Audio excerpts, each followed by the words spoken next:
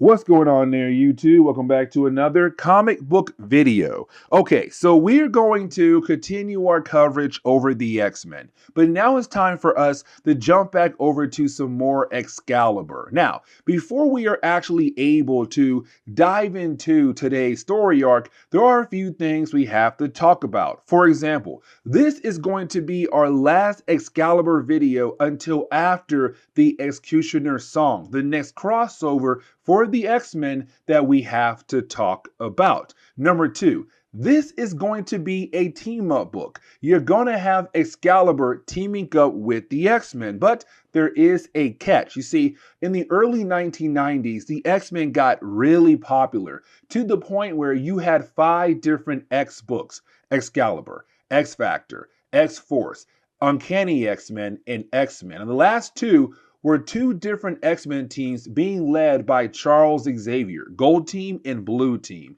And the reason why, because he had 14 different X-Men members on his roster. He said, you know what? This works out great. I'll have 2 X-Men teams, Gold and Blue. Now, if you were just reading the X-Men book, no Uncanny on top of it, you are following the adventures of the Blue Team being led by Cyclops. And so in this team-up book, you're going to have the Blue Team teaming up with Excalibur to fight against some trolls. Yes, you heard that right, some trolls. Trolls that we had actually seen back in one of our earlier X-Factor videos. And so getting into the first page for today's video, we do pick up with a character known as Tom Jones. Now, Tom Jones' code name is Alchemy because he has the ability to transmute elements. Now, for Tom Jones, he first appeared in X-Factor issue number 41, where he met the original X-Factor team.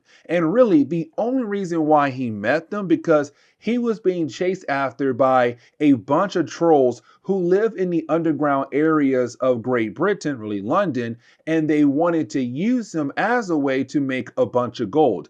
There was a bigger plot line around that, but for today's video, that's all you need to know. Now, we see Tom Jones trying to call up Cyclops because when it came to the original X-Factor team, it was Cyclops, Jean Grey, Iceman, Archangel, and Beast. And so for Tom, he knows if he's in trouble, he can call up Scott Summers. The problem is the X-Men were not home when he called. And so with that, when he turns around, he's being surrounded by a bunch of mysterious characters. But now we have to jump over to Excalibur. Now we see Excalibur in the sewers or the tunnels of London. And the reason why, because in our last video, they were attacked by a character known as Saturnine. Now it's not a Saturnine that you all know and love. It was a different reality of Saturnine who's been around since the early days of Excalibur comics, written by Chris Claremont and drawn by Alan Davis. Now,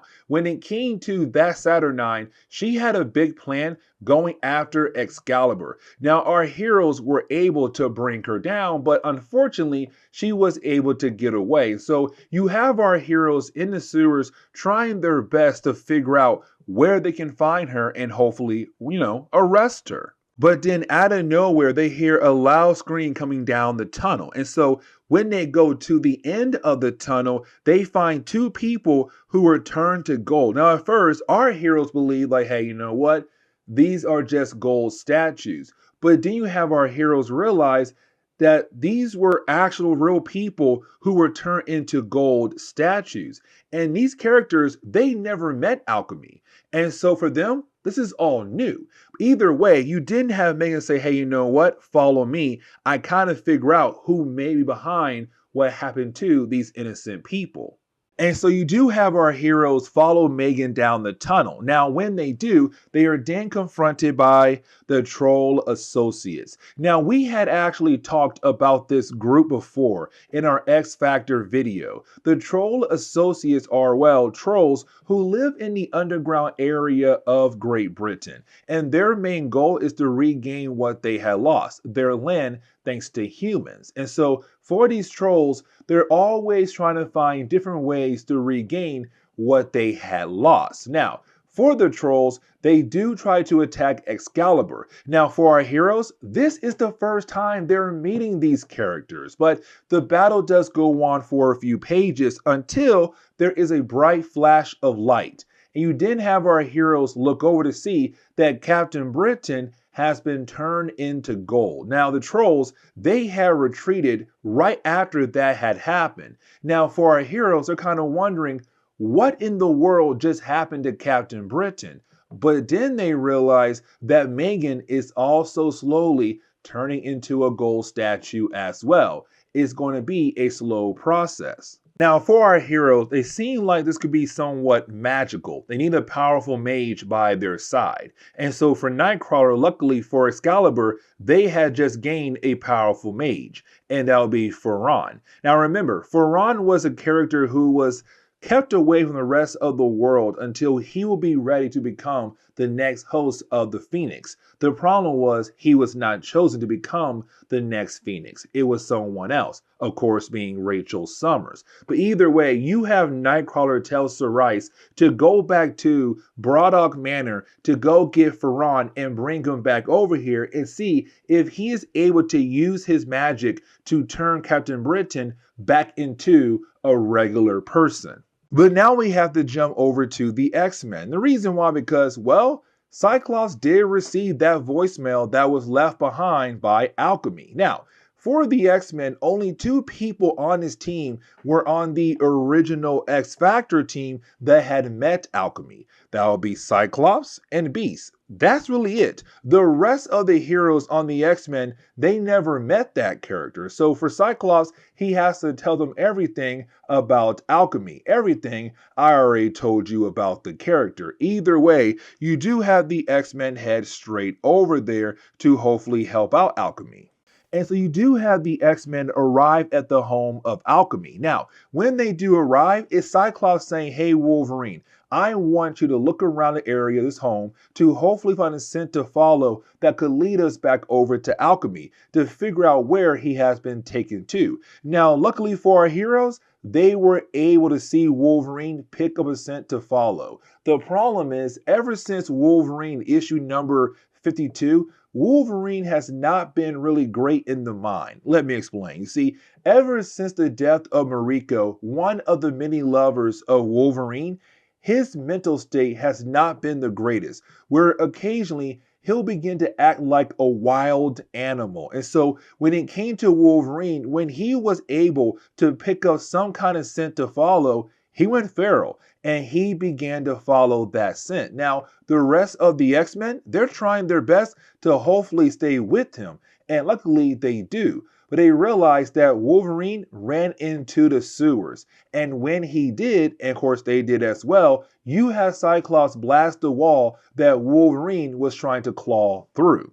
But now we have to jump back over to Excalibur, the last few members currently in the sewers, Megan, Nightcrawler, and Kitty Pryde. Now, unfortunately, you do have Megan turn into a gold statue, and this really breaks Nightcrawler a lot. And the reason why, because Nightcrawler is the leader of Excalibur, and I really feel like most people don't really realize that. For a lot of people out there, they kind of think that Captain Britain is the one in charge, but actually Nightcrawler is the leader. But the problem is, in the last few story arcs for Kurt, he had lost a couple of team members.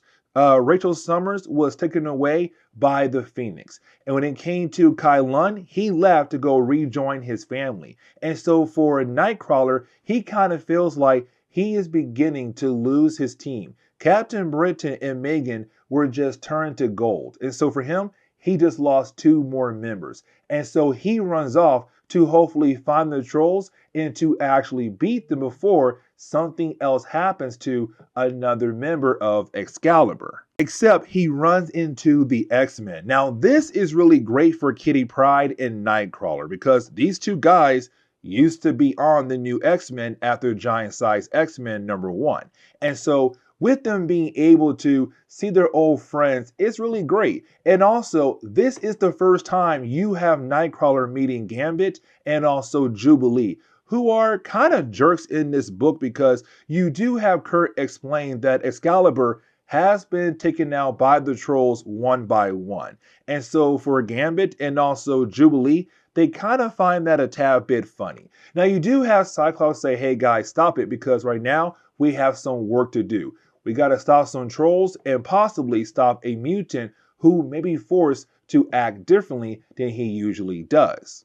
But now I want to jump back over to Alchemy, and we kind of find out that yes, the troll associates did kidnap his mother, and the reason why, because they're trying to use her as a way to force him to help them out. Because at the end of his first story arc, when it came to X Factor Comics, at the end of that story arc, you had Alchemy being able to take the two leaders of this group and turn them into statues. And so you have the trolls saying, hey, listen, we need you to turn our people back into their original state. If you don't, your mom is going to die.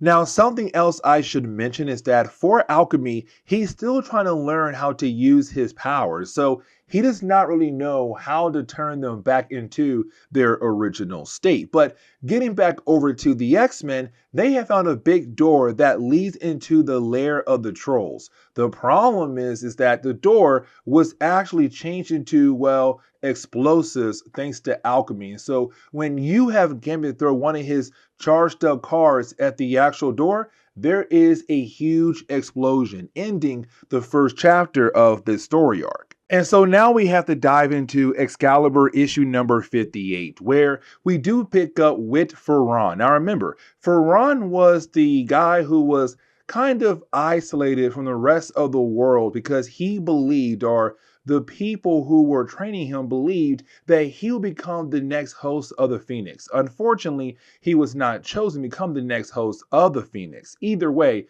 for Ferran being a mage, Excalibur believed that he would be able to turn Megan and also Captain Britain back into the normal state.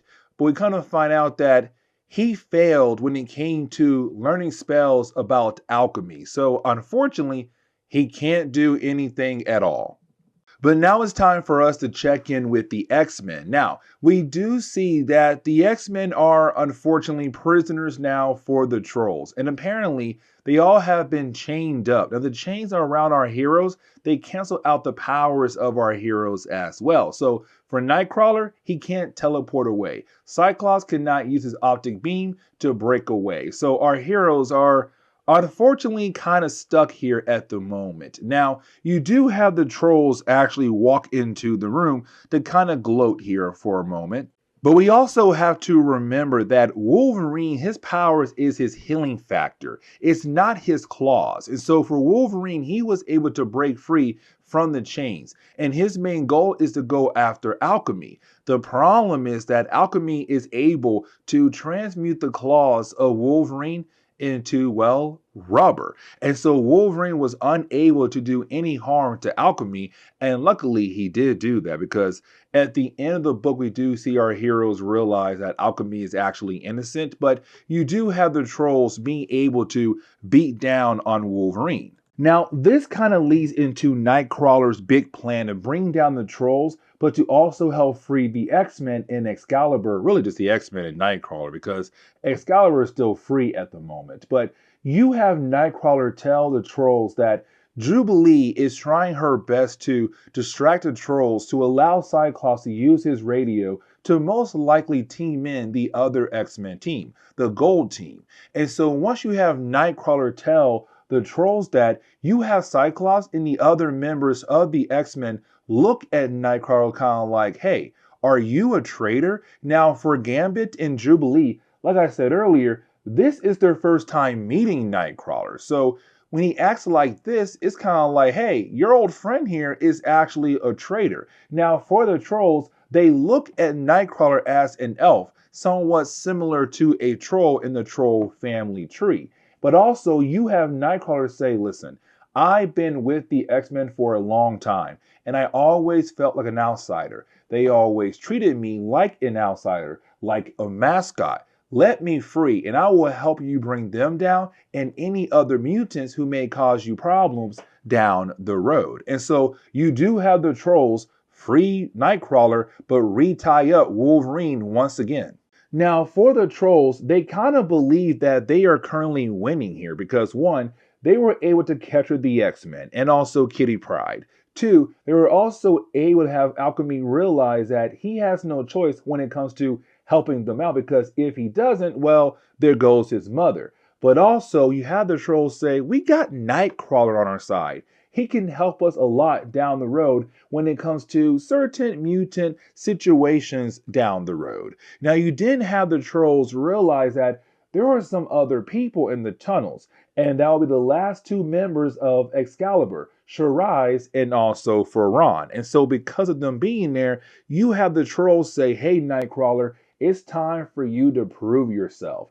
Go down there and get rid of those two characters. Now, for the trolls, they do watch Nightcrawler go after Shiraz, but they also don't remember that Nightcrawler has the ability to teleport. Really, they didn't see him do it at all when it came to earlier sections of this book. And so you have Nightcrawler go after Shiraz and he then teleports away. Now, to the trolls, they kind of believe that Shiraz had killed off Nightcrawler, but in reality, no. He had to actually survive and teleport back over to where the X-Men are being kept at. Now, you do have Nightcrawler go back over to where the X-Men are at with Ferran. And you have Nightcrawler say, listen, Cyclops, I had no choice but to go ahead and pretend that I was going to betray you. And the reason why, because he knew even if Cyclops was able to call in any kind of help from America, it would take too long for them to get over to Great Britain to actually help out. And so he knew he had to make a move right now. Now, you have Nightcrawler say, hey, I'm going to leave right now. But Ferran, your goal is to get the X-Men free from those chains that are currently magic-based, but also canceling out their powers because I need all hands on deck here. Now, I do want to shift our focus back over to the leader of the troll. His name is Fog. Now, for Fog, he has been telling other trolls who are not really part of the Troll Associates, the gang that has been kind of leading all trolls in the underground area of Great Britain. When it comes to Fog, he has been telling all trolls down there that the humans are slowly trying to kill them off. But in reality, that is not true at all. It's just Fog wanting to get rid of humans to reclaim what they had lost. And so you have Nightcrawler being able to prove that Fog is a liar. And so you have most of the trolls outside of the Troll Associate gang begin to believe Nightcrawler. Now, you do have Nightcrawler being able to duel against Fog, but after a while, the other associates begin to jump into the actual battle. Now, luckily for Nightcrawler, the X-Men were there to back him up. But you do have some of the X-Men begin to protect the innocent trolls who were not really part of the Troll Associate gang. They also were not part of the whole idea of attacking the human race.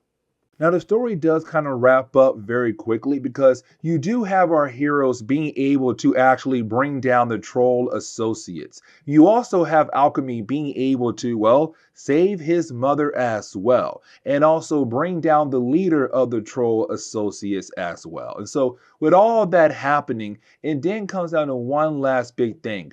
What to do with all the innocent trolls who were not part of the Troll Associate gang who was trying to trick all the trolls into attacking the human race? They're innocent. Where can they go where they also will feel protected? And so for our heroes, they have the most perfect place to take them all to.